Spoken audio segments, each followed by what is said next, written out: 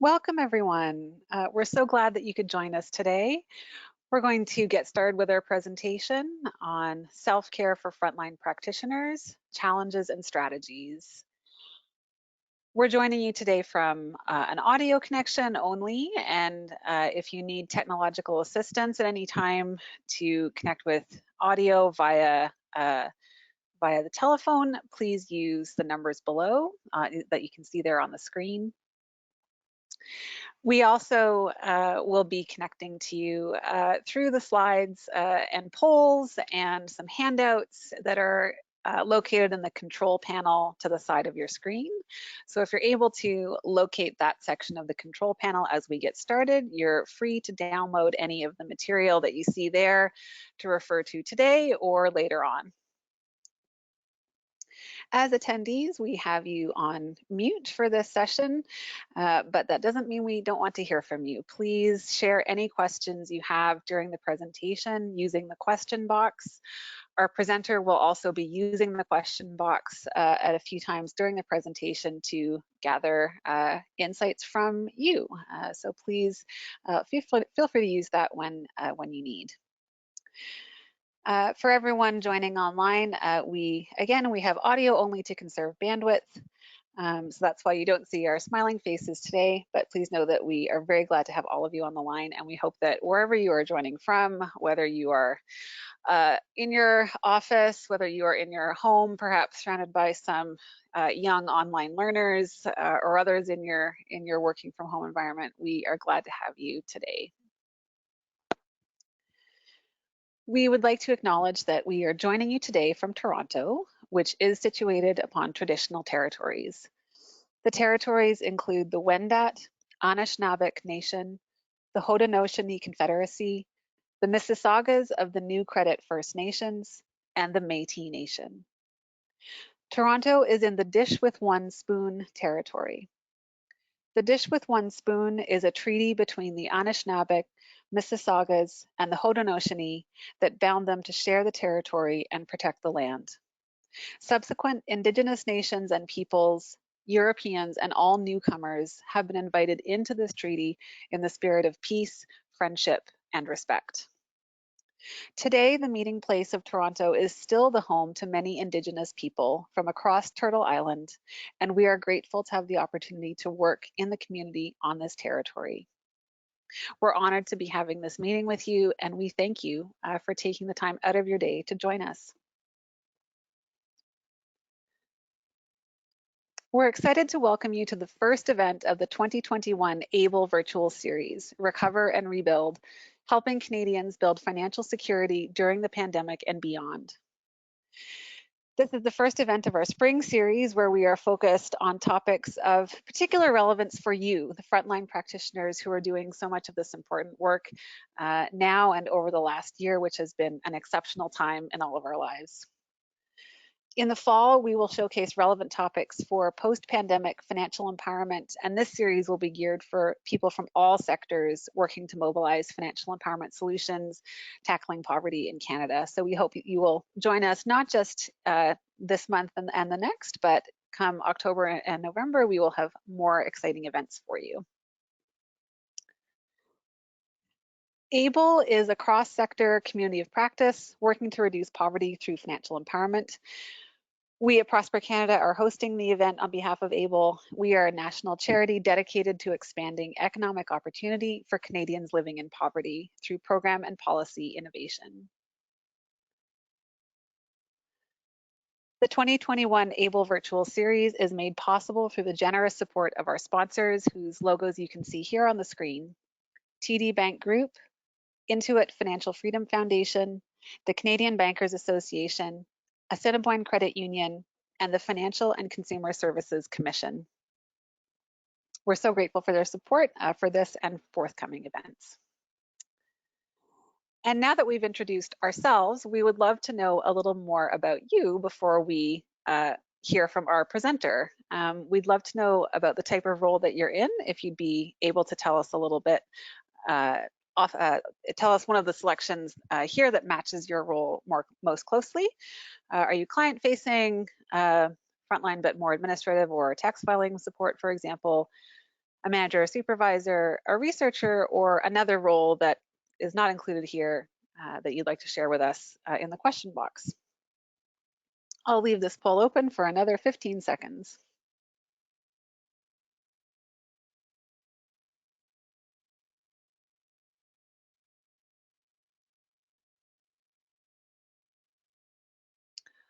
All right, I'll close this in 5, 4, 3, 2, and 1. All right, it looks like almost 2/3 of you are in a client-facing role. Next most common role we see here is a manager or supervisor, and other different roles filling in the balance. So thank you very much. We'd also love to know next what part of Canada you're coming to us from. And regrettably, the format here limits us to just a few options. So we've had to cluster by region, generally West, North, Central, or East Canada, if you could. And please, again, feel free to share in the question box the particular province you're from, if you'd like to. We love to know that we are reaching a broad community across the ABLE network. All right, I'll close this in 5, 4, 3, 2, and 1. All right, we have strong representation from the west and the center of the country. Some folks reporting in the question box from Alberta, from Toronto, from Manitoba. Welcome everyone from the place that you are working in. And before we hear from our presenter, we have one final question for you, which is, let us know how you're feeling today. Fantastic, good, so-so, not so hot, or some other answer that is not encompassed here that you'd love to share more with us about.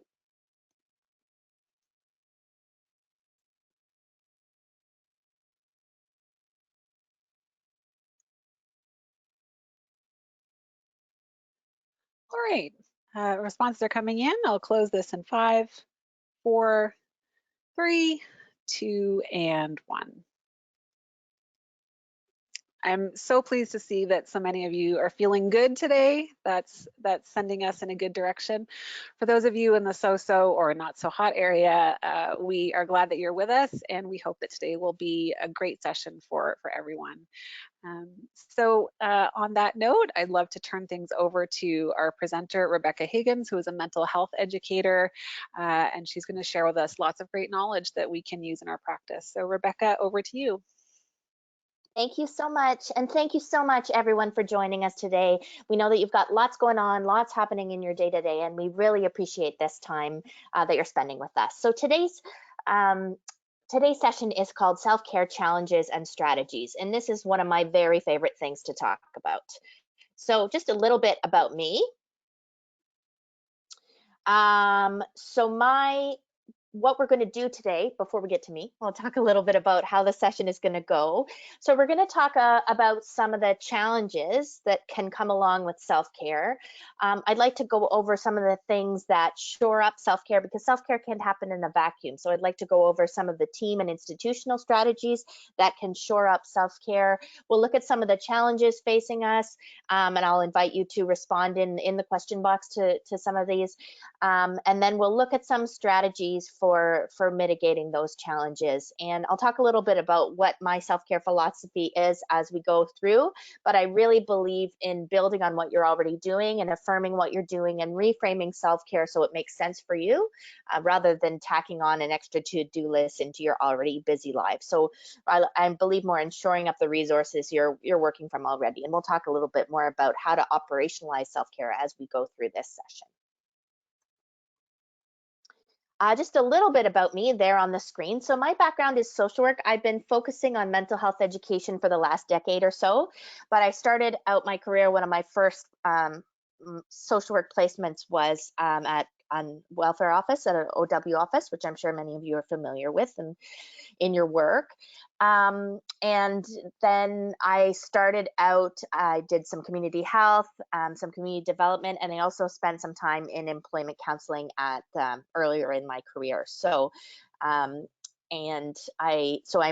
familiar with the frontline life, even though my life isn't exactly frontline these days. So I appreciate very much the work that you're doing, and I do have a sense of how difficult it can be. So a couple of things I'll invite you to have nearby. This is, of course, optional, but sometimes I find it helpful to have something to actually write with, a pen or pencil, notebook or paper. Sometimes I know we're doing a webinar today, but our lives are so digital these days. I find it can be very refreshing and a piece of self-care in itself to approach things in an analog way. So if you have something to jot down with, that would be great. If you'd rather just listen or just think about it, that's fine, of course, too. So my first question for you is, what makes self-care challenging? So I'll invite you to put your responses in the question box, and I'll read some of them out. What makes self-care challenging?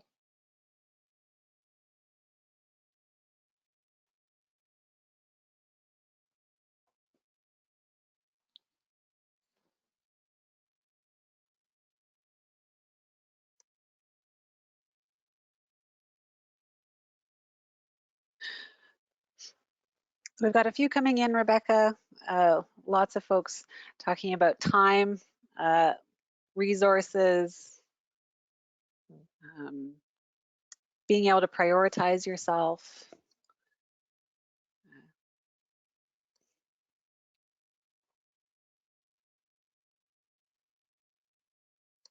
Okay, that's great. Thank you, Glenna. For some reason, I'm not able to see the questions. I can see the box, but I don't see the questions appearing. Oh dear, we'll see if we can correct that behind the scenes. Okay, Carry on. carry on. I'll be your question navigator until we can correct that. Okay, wonderful. So resources, time constraints. Was there anything else that I missed there? Sorry.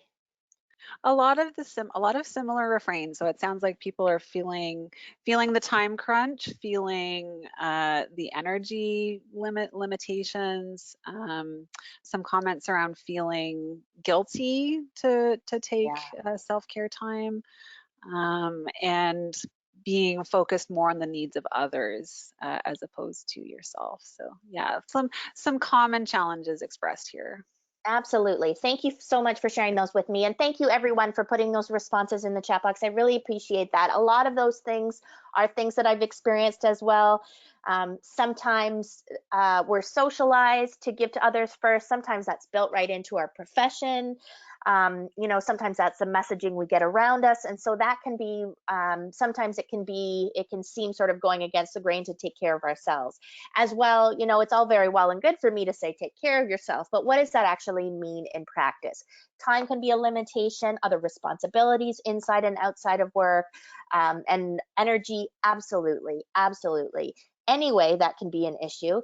But these days, when we're all sort of slogging along under the pandemic cloud, most of us are seeing sort of drops in our energy, and there's not much left over at the end of the day. So I really appreciate that. Thank you. Okay, so some examples of challenges, and some of these may be ones you've already mentioned or that have resonated with you. Lack of support for self-care, so it could be in our households, in our workplaces, in our lives, and so on. Time constraints, absolutely, that's one I've heard a lot over the years. Boundaries, so we'll talk a little bit more about boundaries, but sometimes there's lots of really good reasons why it can be difficult to set boundaries, or we're setting good boundaries and they're being ignored, right? Juggling multiple responsibilities. And in this weird time, you might be juggling multiple responsibilities from the same small space, potentially, right? Parenting, taking care of other people, doing work, cooking, everything in a potentially a small space. Compassion fatigue and overwhelm. So those of you who are in the field, which is all of you, and I see from the poll that many of you are working in a frontline position. And so, the cost of caring, it's known as, sometimes it takes its toll on us over time. There's great gifts in being able, there's a great rewards in being able to show up and be with people, but sometimes it can be painful as well for lots of reasons, as you know. Inequitable access to resources, right? So sometimes self-care talks get kind of commodified, and sometimes the resource is time that's inequitably distributed. Sometimes the resource is financial, of course, that you know that well in your work. People don't necessarily have the opportunity to go away or to do self-care in ways that people with more resources are able to. Expectations, other people's, societal, our own, and oftentimes these are interconnected. And disconnection and isolation as well. So in these days, this is layered on top of everything else again in the pandemic quilt. The duvet on top of everything else is that in many ways, many of us are more isolated, more disconnected than we might be in non-pandemic times. And this can cut down on our energy and our capacity to care for ourselves. The other piece is that self-care needs support. So self-care must be supported and integrated by our groups, families, communities, and institutions. It needs to be shorn up by the people around us, by the institutions, by the communities in which we live. So I'd like to go over a couple of team strategies in terms of supporting self-care and resilience. And these are ones that specifically I'm talking here in terms of work, but there are some ways you can build this in outside of work as well with your friend groups and other people on your informal teams as well. So, but the research tells us that these kinds of strategies really help in terms of shoring up self-care. Okay, so first is regular check-ins. This could be, it could be formal or informal. It could be by phone, it could be by Zoom, however you're connecting with work people. It could just be a quick text, checking in with somebody you care about. Normalizing compassion fatigue and space for hard feelings. As I said, I've been in the field in various ways for a number of years now, many years now when I think of it. And at the beginning, I felt like there wasn't space. I didn't even know what compassion fatigue was. I didn't even know, that it was very understandable, very normal, very common to feel worn down by care work. And I didn't actually know that at the beginning. And I feel if we begin or continue to have these conversations in our workplaces amongst our peers with our colleagues, it makes space for hard feelings in a way that helps to reduce the challenges, in a way that helps us to feel less alone. Additional supports are also important. So EAP, if you have access to it, or external supports, either remotely or in person where possible. Connection opportunities, formal and informal. And we have to get creative these days in terms of water cooler talk and going out for coffee with folks. What can we do instead? Supportive supervision options, support for staff autonomy. We do better when we have some control over our priorities and some sense of autonomy and well-being at work. And recognizing and validating staff experiences. This is important in terms of team strategies as well. Now, the team strategy is just one piece of it. We also need to have strategies in place across our organizations, across our institutional settings. So normalizing vicarious trauma reactions. I think of vicarious trauma like secondhand smoke, absorbing, other people's trauma. And this is something that you do when you're listening to people who are having a difficult time. It's cumulative, the cost of caring. More manageable workloads, safety, adequate workspace, atmosphere of respect for both staff and clients or service users, maintaining open communication, debriefing opportunities. Support from colleagues is available and encouraged rather than working in silos. And there needs to be adequate opportunities for effective supervision and consultation, and as well support for continuing education. So these are all things that can be helpful in terms of supporting self-care. Oh, that's great. I'm able to see the questions now, so thank you so much for that. So let's look at time constraints for a moment. Realistically, some moments have more space in them than others. And I invite you to reframe how self-care gets talked about. And instead thinking about what other people are doing, think about what makes sense for you. For me, self-care can be more about a philosophy than a to-do list, and it can be more about letting go than adding on. Now, this is easier said than done, even in itself, but looking at self-care in a different way, reframing self-care is something that's made it more manageable for me and others that I've worked with as well. I, a couple years ago, was doing a workshop with some childcare providers up north, and many of them were very, were all day with little kids and having little kids at home. And a lot of them, really exhausted, understandably so. And I remember having this conversation about what does self-care actually mean for you? That was what I was brought there to have those conversations. And I remember one mom who said, I said, what time do you have to yourself? She's like, when I'm walking to the bathroom. And I said, okay, let's start from that. Let's build on that. Because again, realistically, many of you have so much going on right now that having, a luxurious 4-hour lie about in the backyard is not necessarily possible. But what does make sense for you, and what are you already doing? I love Laura Vandernoot Lipsky. She wrote this great book called Trauma Stewardship, an everyday guide to caring for self while caring for others.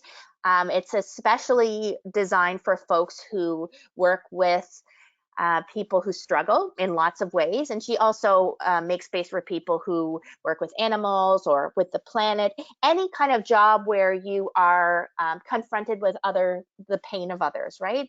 And so it's really, really helpful, I think, for anybody doing frontline work in any capacity. So if you're interested, you can also find out stuff about her online, and she has a TED Talk. You don't necessarily have to get the book. And she talks about reframing self-care as well. And so she says, I've highlighted the part in particular that I find is relevant here. What moments can you reclaim to attend to your inner well-being? 3 minutes between meetings, and then she lists some other things.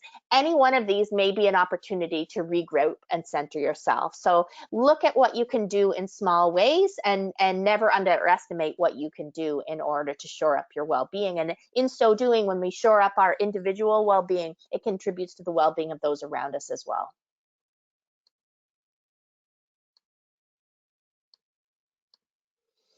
So some examples around reframing what self-care means. Finding your breath. We're breathing anyway, might as well pay attention to our breath for a couple of them, and we'll do an exercise together in a moment. Returning to your 5 senses. Again, using your senses to anchor you into the world around you, to interrupt that flow of stress in our minds. These small things, I think, are important. I'm not suggesting that when you're able to breathe or return to your senses, suddenly everything's fine and you're not stressed anymore. Not at all. What I do believe is when we're able to tap into these small moments, it shores up our capacity for well-being and resilience, and it helps interrupt the flow of stress that we're dealing with. It helps shore us up in order to go back and face the difficult things. So as well as returning to your 5 senses, stepping away for a moment. I got that one after I talked to that woman who was like, I walked to the bathroom. Okay. So what does stepping away for a moment mean for you? Is it walking around the block? Is it going to another room? Is it going to the bathroom? What does it mean for you in this moment to step back, to step away? Writing things down. So I find this really helpful in terms of organization, but also in terms of reflection as well. Reflection can be a really important part of our self-care. And I've built in a couple of opportunities into the session, so you don't have to do anything extra. It's built in, and it'll give you a chance to write some things down as well. The last one here is getting a kick out of little things. Oh no, I'm sorry, there's two. I was covering up my last one. Getting a kick out of little things. So especially these days, I'm finding this all really, really salient because the big stuff is difficult. We're not able to plan big things. So how can we create small moments to look forward to and get a kick out of little things on the day-to-day? Excuse me. So what we're going to do now is we're going to practice this simple grounding exercise. This is one you may have done with your clients, with people who use your services. You may have done this on your own. If this is not for you, that's okay. I invite you to just relax for a couple of minutes, stay with us here and just rest. That's valuable too. So what I'll invite you to do is get comfortable where you're seated and take a deep breath in and out at your own pace.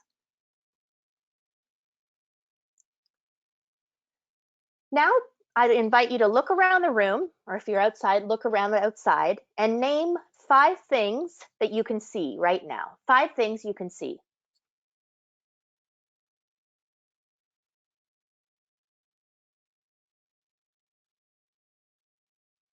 Great. And when you finish that, take a deep breath in and out at your own pace. Next, I'll invite you to name 4 things that you can touch. You're either already touching them with your body, perhaps, or you can reach out and touch them. 4 things you can touch right now.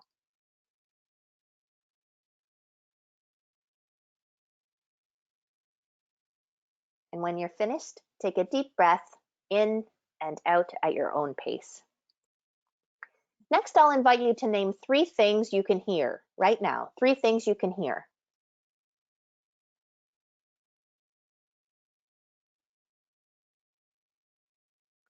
And take a deep breath in and out. Next, I'll invite you to name 2 things that you can smell. If you can't smell anything right now, just think of 2 smells that you appreciate the smell of, 2 things you enjoy smelling. And another deliberate breath in and out. Finally, I invite you to name 1 thing that you can taste, taste in your mouth right now. Or if you can't taste anything, name 1 thing you enjoy tasting. And take a deep breath in and out. Now, some of us have access to some of the senses and not others. If that's the case, you can always do this grounding exercise by just doubling up on one of the other senses instead. So certainly you can customize this so it works for you. Thank you, Rebecca. That was really instructive. I can tell you, as an apartment dweller, I hear so many things coming from the outside world over the course of the day, and this is a really great excuse to sort of think of the noises as noises rather than good or bad or intrusive or one or the other. So thank you for this exercise. This was very instructive. Oh, thanks. And I'm seeing some great responses. Birds, voices hammering, dog, hair, water. Great. So you didn't have to plop your responses in the chat, but I'm very welcome to see them. That's wonderful. Thank you.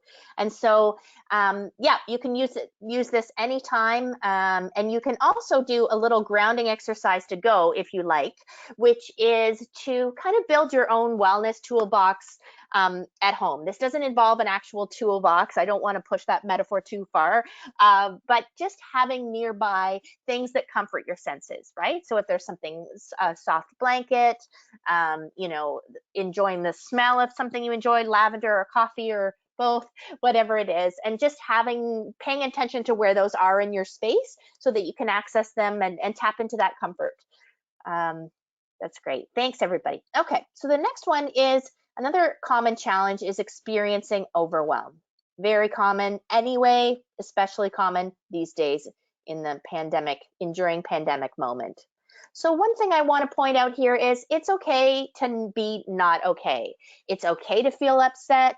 There's a weird thing happening these days where a lot of people it's not a weird thing, it's a very understandable thing, but a lot of people are having a rough go, and everybody I know is up and down. Some days are better than others, right? So that means different things to different people. But what this means is those of us who are compassionate people, or those of us who are compassionate as part of our work, and of course we're also, that doesn't stop at the end of the day. Sometimes we'll feel pressure to be okay, to shore up other people. Sometimes we feel like there's no space for us to say what's hard, and there's no space for us to be not okay. We can't fall apart because everyone else is. It's okay to be not okay. It's okay to feel upset. I believe that all feelings are valid, but not all behaviors or expressions of feelings are okay. So a person has a right to be angry. They have a right to be angry at me. They don't have a right to throw a chair at me, for example. I think it's important where you can to honor your own needs and know your limit, play within it. I stole that slogan from the Problem Gambling Council a couple of years ago. You may see that at the bottom of the casino commercials, but I find it's really helpful. I would be terrible at any type of extreme sport. We're going to talk about sports and my aversion to them in a couple of moments. I would be terrible at any type of extreme sport because I don't think this sort of ethos of pushing yourself past what's possible is actually healthy for me.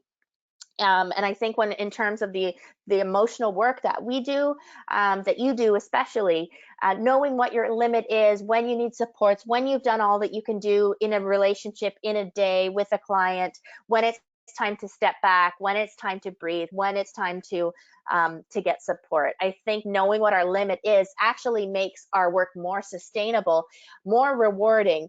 And in my experience, I've done both. I've supported people when I had nothing left to give, and I've supported people when I was drawing from a well of capacity, when I had something left in the tank or in the well. And when I have done that, when there's nothing left, it's not only not sustainable for me and feels bad for me, but it also, in my experience, doesn't necessarily isn't as supportive as it is when we are coming from a place of love, from a place of wanting to support someone else, having the capacity to do that, rather than only doing it out of obligation and having nothing left in our own tanks. So in my experience, how the other person receives it, and the meaning of the support, both for them and for me, this is work-wise, but also outside of work as well. When I'm giving from a place of love rather than obligation, the nature, the texture of the support is different, and I think it's noticeable to both people. So it's okay to be not okay. Sometimes that little image there is sadness from that movie Inside Out, which I love. And sometimes, we're just sadness diving under the blanket. At least I am. One thing that really has helped me and others I've worked with in terms of overwhelm is breaking big things down into smaller, more manageable pieces. This is my favorite thing I learned in social work school. Very expensive lesson, but nonetheless important, I think. When we're looking, and this can be helpful, of course, with the people you work with as well. When there are big, massive things in front of us, if we break it down into smaller, more manageable pieces, we have signposts to keep going. We have the opportunity to celebrate things that matter to us. We have some sense of control and moving towards something. Oops, sorry, didn't mean to skip ahead there. Another tool that can be helpful is putting aside perfectionism. One foot in front of the other, just keep swimming. Good enough is good enough. It's okay to not be perfect. Some of us, the more stressed we get, the more controlling we get. Certainly that's my thing. The more controlling I get, the more of a perfectionist I am. I tell you, I'm a real delight to live with. But the piece around this is when we're able to recognize when we're pushing the perfectionist, perfectionist boat out too far. What happens then is when we're able to recognize that, then there's space to be good. When we're not pushing ourselves to be perfect, when it's not in this all or nothing thinking, there's actually more wiggle room for us to be able to do what we can do. Nobody is operating at their full capacity all the time these days. I've not met one person who's parenting, working, being a friend, all of the, school, all of the things that people do at their usual non-pandemic capacity. It's just, it's just not realistic right now. Another thing that can be helpful is talking to someone you trust. You know this, you're often that person for other people, but we need people to turn to as well. So consider a trusted friend, a counselor, or other kinds of support, group support, an anonymous chat or text option. In my experience, saying the difficult thing out loud takes away some of its power. And it helps me to feel less alone when I'm able to say the scary thing out loud to someone. Okay, we're going to do another grounding exercise now. This one is grounding in a chair. So I'll invite you to sit down if you're not already. I'm just going to lead you through this simple grounding exercise that you can do anytime you're sitting, really. So what I need you to do, what I invite you to do is make sure that your feet can reach the floor. So if you're sitting on the couch, this is fine. If you're sitting on the ground, this might not work. So try to sit in a chair or a couch if you want to participate in this one. If not, just keep breathing and take a few minutes for yourself. So if you're doing the grounding exercise, I invite you to close your eyes and focus on your breath. Breathe in slowly for the count of 3 and then out slowly at your own pace.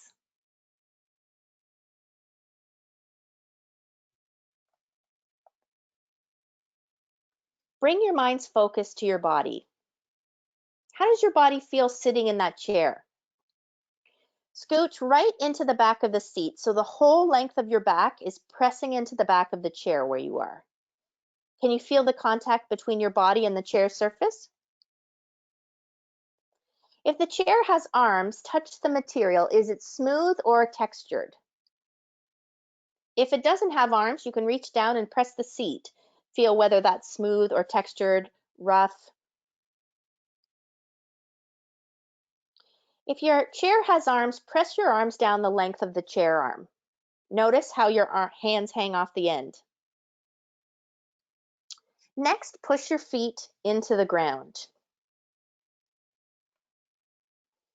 Imagine the energy draining down from the top of your head all down through your body and out through your feet.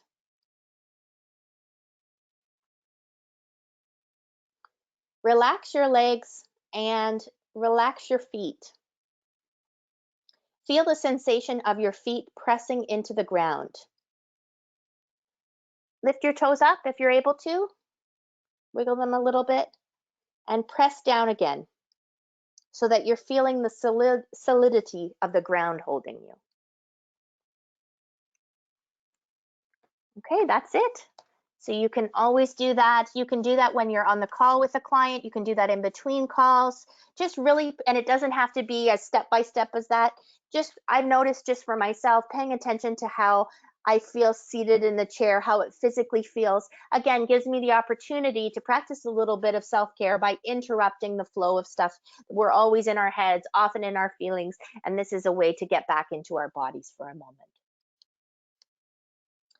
Okay, now I'm going to go through the ABCs of self-care. When I first started talking about self-care about 10 years ago, I first found this acronym in a book, and then I thought I used to attribute it to that book on palliative care, and then I saw that actually there's a lot of people were using these awareness, balance, connection, and I really like this way of thinking of self-care, putting it in these kinds of terms.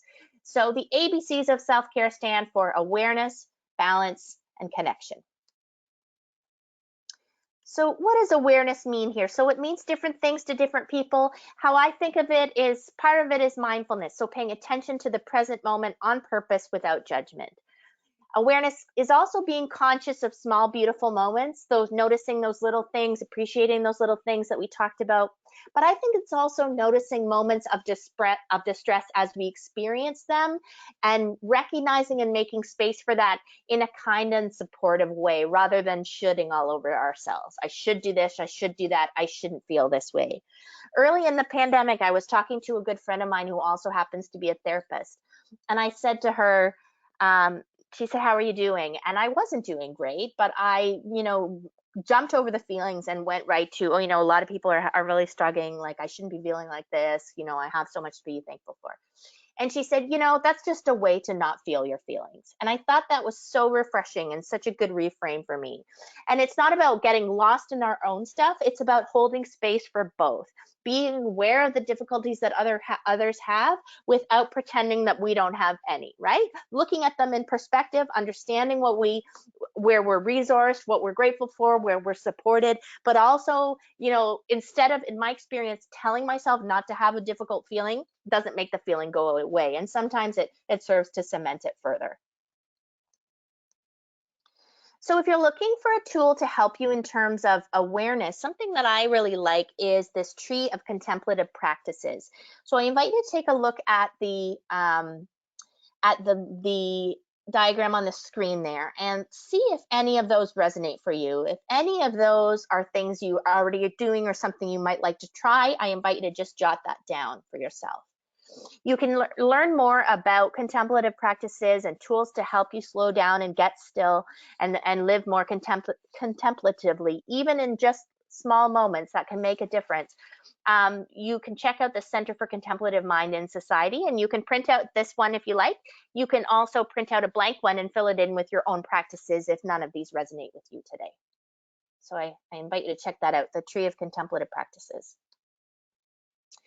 The next part of the ABCs is balance. So again, our pal Laura Vandernoot-Lipsky says, by striving to achieve balance in our lives, moving energy through and reminding ourselves of all we are grateful for, we attend to needs as basic as the air we breathe. What I want to focus on here is moving the energy through. So sometimes moving around, changing the room we're in, going around the block, jumping up and down, moving the energy physically helps us to unstick in a given moment. Oops.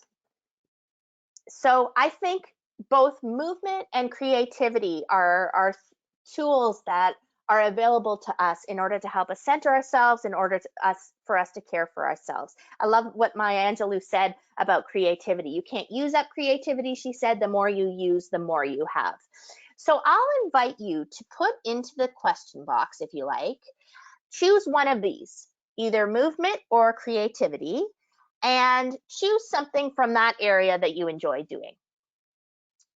So some kind of physical activity or some kind of creative endeavor, and just pop that in the chat. While you're doing that, I'll give you a moment to put that in. I'll tell you a story of my relationship with exercise. I'm 43 years old. It took me until I was 39 to believe that actually exercise is good for my mood. People had been telling me my entire life, science, the world. And in fact, it took me 4 decades to actually believe them. Turns out the trick is find something you don't hate and then try to do that a little bit. That is the extent of my fitness advice. And for me, it has worked wonders in terms of actually noticing the impact that moving around a little bit has on my mood. So some of you may have learned this long ago, but it took me a long time to learn it. And I am hardly a voracious exerciser, but I do notice that when I'm moving around, it has an impact on my mood. So I'll go to the question box now and see what you said. Great. So I'm seeing, so many great things. Okay. Biking, good. Movement, sailing, walking, creativity, singing and dancing, lovely. Coloring, paint by number, great. Creativity, creating cards, bookmarks. Oh, I do that too. For a while, I called them Beckmarks, like my name. Jigsaw puzzles, movement, yoga, wonderful. Creative, sewing, walking in nature, both movement and creativity. Renovating my home, yeah, great. Movement, walking, physical tasks, good. Gardening, playing golf, these are excellent, so great. Thank you, thank you. So, and some of these take a little bit more of a commitment in terms of time, or you might have to go to a different space, and some of them you're able to do where you are. So I invite you to continue to do that. And if there's something you'd like to try or something you've gotten away from, that's okay. You know, don't beat yourself up about it. There'll be a moment when you're able to get back to it, recognizing that that's something that you love, that shores you up, that gives you joy. That's important in itself, knowing that that's there when you need it. Another task, not really a task, an invitation I'll give you is to, this just for you, this is not to put in the chat box. The third piece of the ABCs is connection. And so these days, you know, so much connection is so often we're sort of talking about the COVID or things associated with the pandemic, and that's important. We have to do that. But sometimes sort of the other kinds of connection get lost in the shuffle. So what I'll invite you to do is think about someone you appreciate and just jot down for yourself a way to communicate or honor that appreciation this week. It could be a text, it could be a kind thought, it could be a card, just some way to let somebody know that you appreciate them.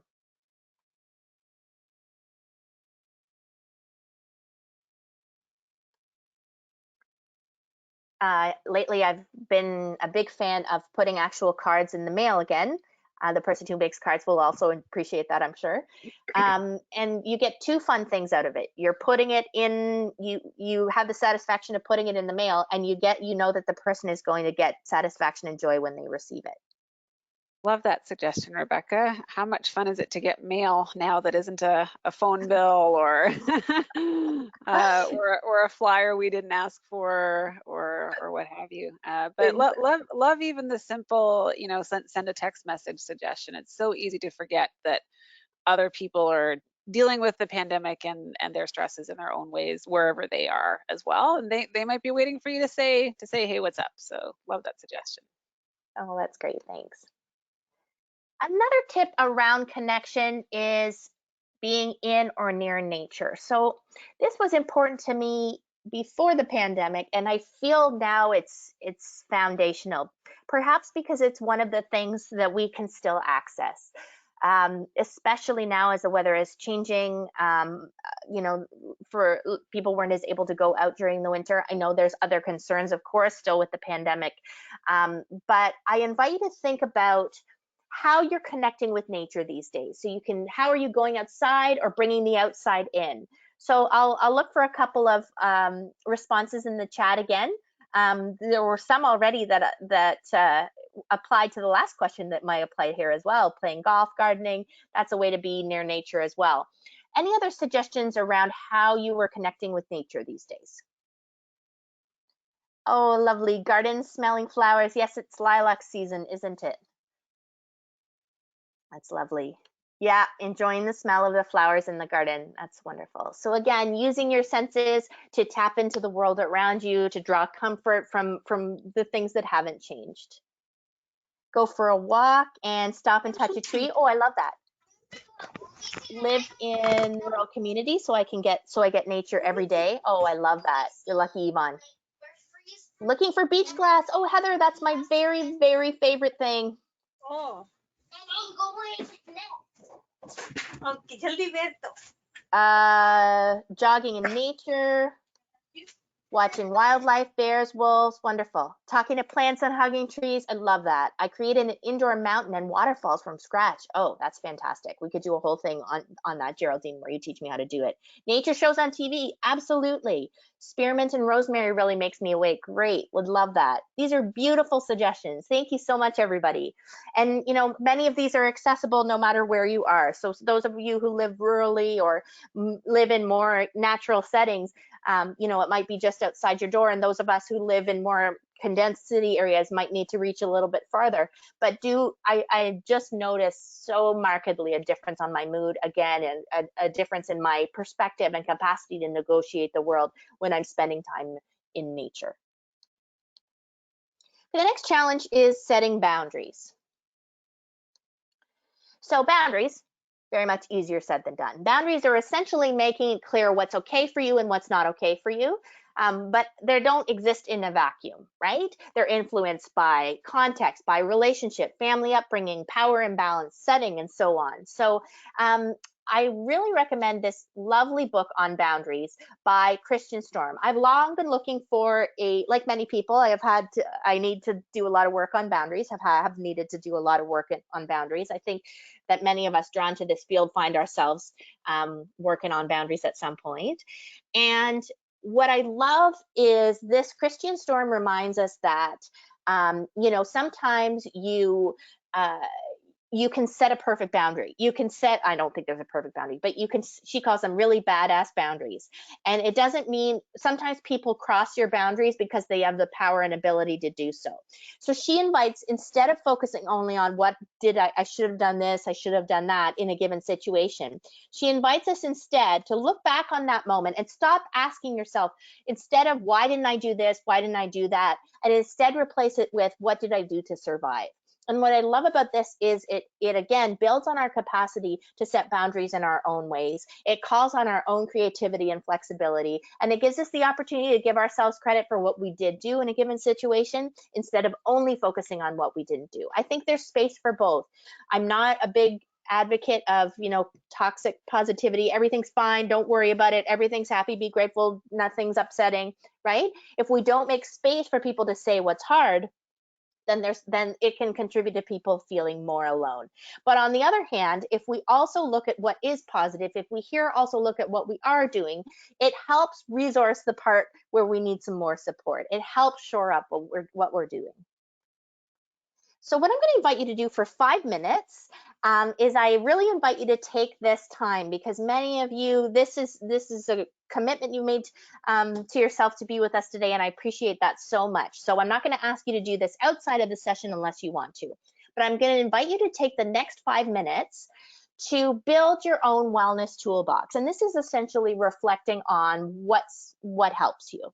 So you can choose as few or as many as the questions on the screen as you'd like to respond to. And I'm going to set the timer for 5 minutes, and then we'll come back in 5 minutes. And at that point, if anybody wants to pop in the chat a response to any of the questions, they can. So 5 minutes, I'll just mute myself.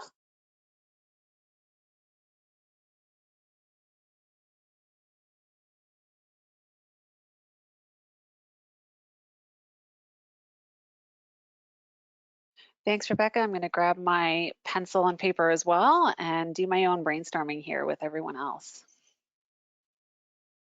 That sounds great. Thanks, Glenna.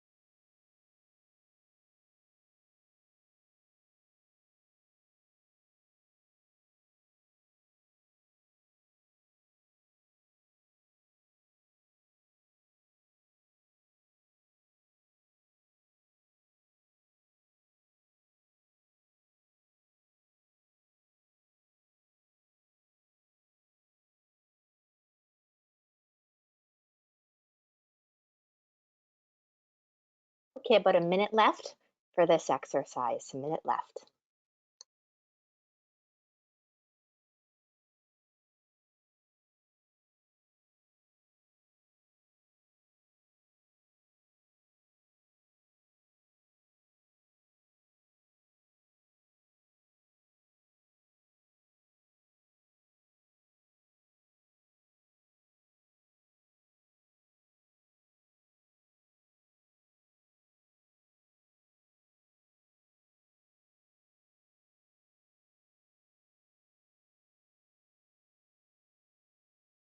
Okay, and that's time. Welcome back, everybody. Thank you so much for doing this.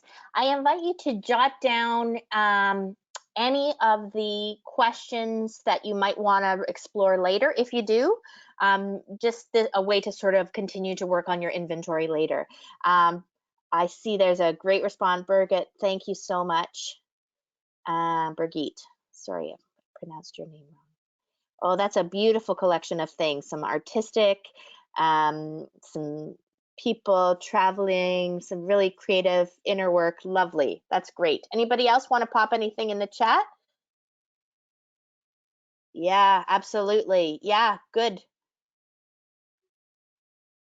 I didn't pronounce it wrong or pronounce it right. Okay. So also, yes, Anne Frank is a great example. Yeah, really good. Yeah, I was really struck by her when I was a kid. Not that she's not striking now, but a good reminder of small spaces and managing in a small space. Ashley says, what I love to do is have deep conversations with people about life experiences, curiosities. That's lovely. What a great way to connect and shoring up about awareness, balance, and connection, all three in that. Praying, yes, thank you, Geraldine. Oh, thank you. Okay, glad to hear it. Okay, good. Really, really good. Let's see if there's anything else. Okay, thank you so much, everyone. So what we're going to do, oops, I'm sorry, is we're going to open it up for Q&A now. So if you have any questions, now's the time.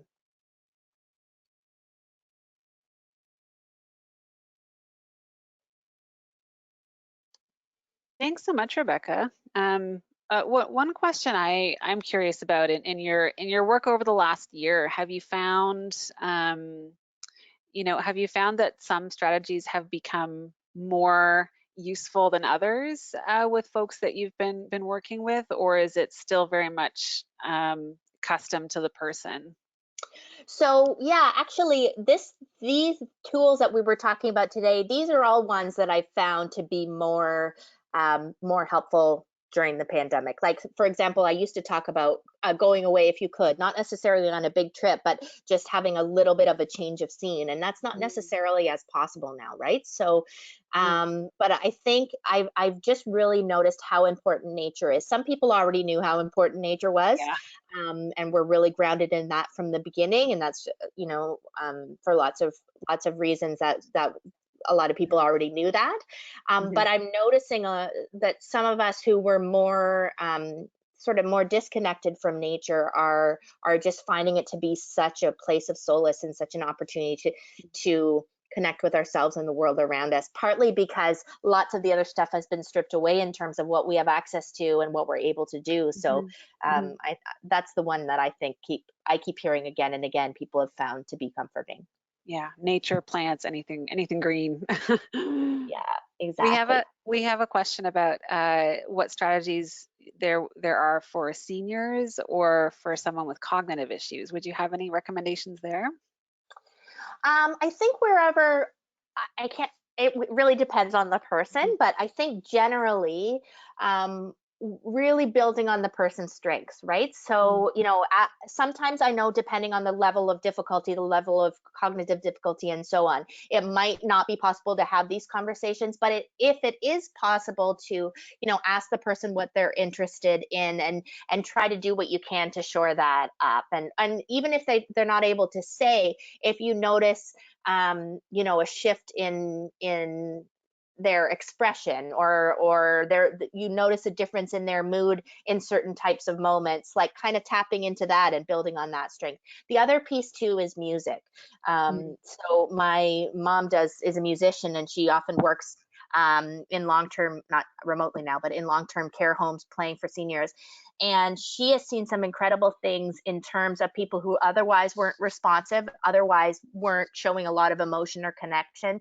And Mm. music, especially music that they enjoyed from when they were younger, just is was a way to tap into joy no matter where you are, and getting a sense of how to just building in that music. And that's something that most people have access to in some way or another. Of course, not live music, but what can you play on the radio? What, asking people about the music they enjoy.